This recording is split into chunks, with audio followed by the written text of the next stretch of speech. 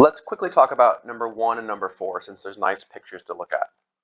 Okay, so I think it looks like I think everybody got number 1 right. So the first picture where we see that when this protein is bound to DNA, transcription is inhibited. And when something comes in, it triggers the dissociation of that, transcription is activated. So this is a prototypical repressor. Transcription is repressed until some inducing molecule comes in and de-represses. The second one and the third one look the same, but the difference is that you're told after this molecule comes in, this inducer comes in the middle one, transcription is inhibited, in the last one, transcription is increased. So anytime a molecule increases transcription, this must be an example of an activator, right? So this molecule comes in, triggers this protein to bind, which then increases transcription. This has to be an activator. So the middle one must be the co-repressor. And the ideas are consistent. When the inducer comes in, it binds to the repressor. That causes the repressor to bind to DNA, which prevents transcription from happening. This is the same idea as a repressor, but the repression requires this other molecule to be around. Okay? Number 4. Hopefully you recognize that number 4, the image on the left, looks an awful lot like what we looked at for the lac repressor, right? So we don't see any gene expression originally until we add our inducing molecule. Once we add the inducing molecule, then we start increasing the amount of the gene that's getting expressed. Once we remove that, then expression stops. This is a typical repressor, right? Transcription is repressed. We add the molecule. It allows transcription to happen. The inducer is removed. Transcription stops. The other example.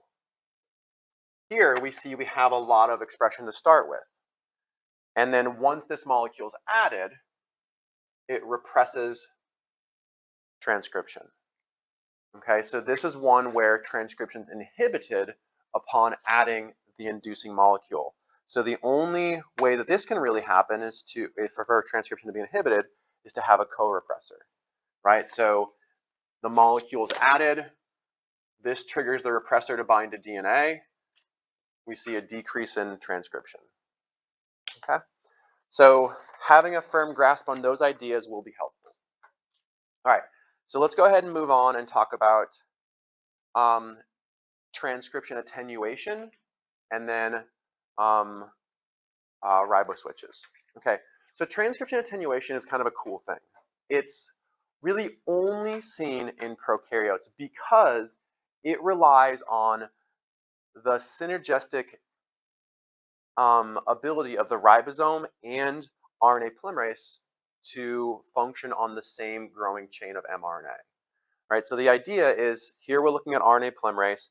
As RNA polymerase is actively transcribing the mRNA, the ribosome is bound to that same chain and it is actively translating the mRNA into protein.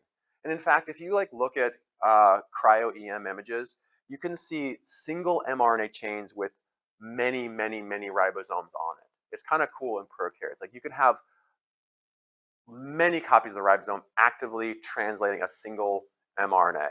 It's just really kind of cool.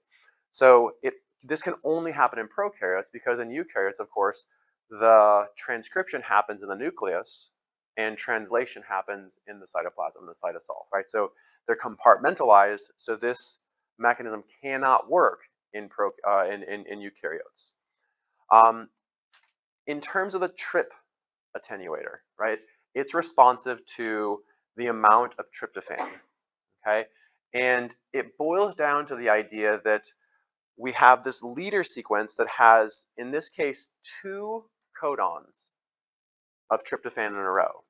So this leader sequence, which is just the chunk of mRNA at the 5' end that has 2, or we'll see some example of more codons for a single amino acid, in this case tryptophan. The idea is that this leader sequence can adopt 2 different secondary structures, one of which contains this terminator loop, okay, and the other one doesn't. Let's look more closely. Okay, so here's our leader sequence. And what we're pointing out here is the key aspects of it. Okay, so here's the start codon at the very 5' end of our mRNA.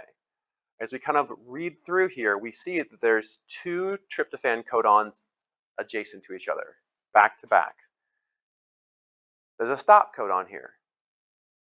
And then as we keep going, we see that there's this prototypical terminator stem loop. And if you remember, we talked about this really fast at the end last week, at the end of class last week, but a terminator stem loop for transcription is a GC-rich stem with a small loop followed by a poly-U sequence.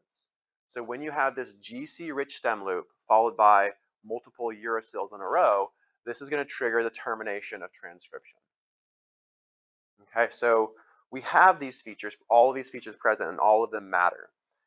This sequence can adopt 2 different secondary structures, as I mentioned, one of which contains the terminator stem loop. The other one doesn't. The other one, the terminator stem loop, is tied up in, like these GCs are tied up in a more stable secondary structure, so we don't have that termination signal. Okay, and what we're going to see is that whether we have the terminator stem loop present or this alternate secondary structure present is going to be dependent on the relative amounts of tryptophan in the cell.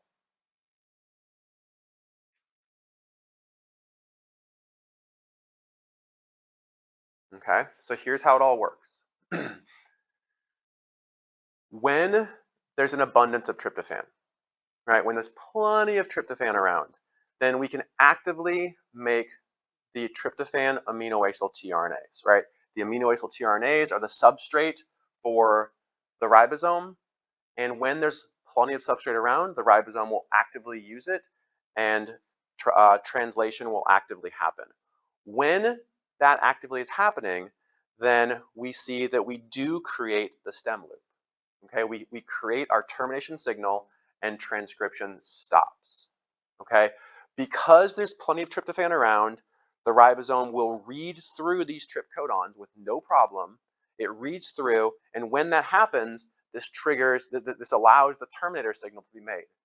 This terminator signal then stops transcription. So transcription stops, therefore we don't express the structural genes that will then lead to tryptophan biosynthesis because there's already plenty of tryptophan around. However, when tryptophan is in low abundance, there's not a lot of tryptophan around, we need to make more tryptophan. The cell has to make more tryptophan. Then, in this case, as the ribosome reads along, there's not an abundance of the tryptophan aminoacyl tRNAs, which means there's not a steady supply of substrate for the ribosome. So the ribosome will stall on these 2 tryptophan codons. It'll stall momentarily while it waits for these tRNAs to be found. And that prevents the terminator stem loop from being formed. Therefore, the RNA polymerase can read through, retranscribe all of the genes that are responsible for making tryptophan. Okay, so the presence of tryptophan will lead to termination of transcription. The absence of tryptophan will allow transcription to happen. Okay, this is the idea of attenuation. And it's not just for tryptophan. We actually see this in many other amino acids. Okay, so here we see it for threonine, phenylalanine, and histidine. And what's kind of neat here, and we'll talk about this towards the end of the semester, is the biosynthetic pathway for threonine and isoleucine are very similar. They actually use a lot of the same genes. So the fact that there are threonine and isoleucine here is an outcome of kind of like the divergent evolution of these two amino acids. But we see here lots of codons for threonine. This is in the 5' leader sequence. This is the attenuator for threonine biosynthesis. We see the same thing for phenylalanine and histidine. So all of these in prokaryotes, their regulatory strategy is the same as with tryptophan. An abundance of these amino acids causes termination of transcription. An absence of these amino acids causes the ribosome to stall on these codons, and then we read through and we make the synthetic RNA, the mRNA that codes for the synthesis of these genes. Okay, riboswitches. This is another example of something that happens at the 5' end of our mRNA. Okay, this is the 5' leader sequence. And riboswitches are common not just in prokaryotes, but also eukaryotes. It's a really common regulatory strategy. And the idea here is pretty simple. The structures can be complicated, but the idea is fairly straightforward. In the presence of some sort of inducing ligand, it triggers a different secondary structure of this 5' leader sequence. In one of the structures, you have your, let's see, so in this case, right, so the ribosome binding site is exposed in this sequence. When the ligand binds, the ribosome binding site is tied up in secondary structure, therefore we cannot translate, right? If the ribosome binding site is not present, the mRNA can't bind properly to the ribosome, translation doesn't start. Here, it's more about transcription, kind of like with attenuation. In one of these structures, we have a terminator stem loop. In the other one, we have something called an anti-terminator, which is just not a terminator stem loop. So the presence of a ligand will trigger a structural change that induces the presence of the terminator stem loop, and that will prevent transcription. Okay? Structures of the 5' end of mRNA can be important for attenuating transcription or attenuating translation. In many ways, it's this kind of like the same idea as with the trip attenuator, but it really boils down to this time something binding to the structured RNA, not the ribosome recognizing something or waiting for something. All right, with that, take a few minutes to work through a couple more questions on your activity.